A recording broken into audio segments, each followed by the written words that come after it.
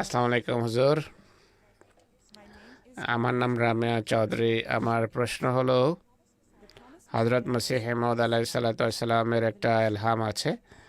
এলহামটি হলো, আমি রাশিয়াতে আমার জামাতকে বালু রাশির ন্যায় বিস্তার লাভ করতে দেখছি। এই স্বপ্ন পূরণের ক্ষেত্রে ওয়াকফ কিভাবে ভূমিকা রাখতে পারে? হুজুর বলছেন যে আমি ইতিমধ্যেই তোমাদেরকে বলেছি যে তোমরা ওয়াকফ নাও।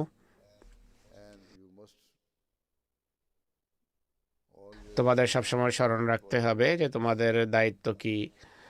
আমি এ বিষয়ে বিস্তারিত খুতবা দিয়েছি 5 বা 6 বছর পূর্বে।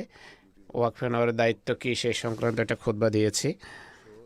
সেগুলো যদি মেনে চলো, তাহলে তোমাদের প্রথমে নিজেদের দৃষ্টান্ত স্থাপন করতে হবে। আধ্যাত্মিক এবং নৈতিকভাবে উন্নত মানের হতে হবে তোমাদেরকে।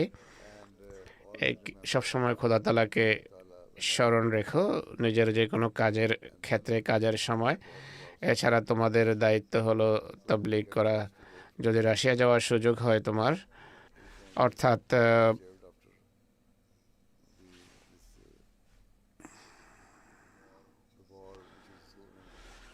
যুদ্ধের পর যদি তোমরা জীবিত থাকো, তাহলেই যেতে পারবে। এরপর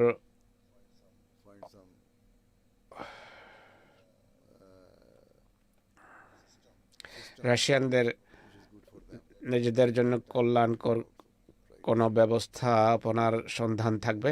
এমন সময় তাদেরকে তোমার তাবলীগ করা উচিত। প্রথমে আত্মসংশোধন করো, দ্বিতীয়ত তাবলীগ করো। Jazakallah.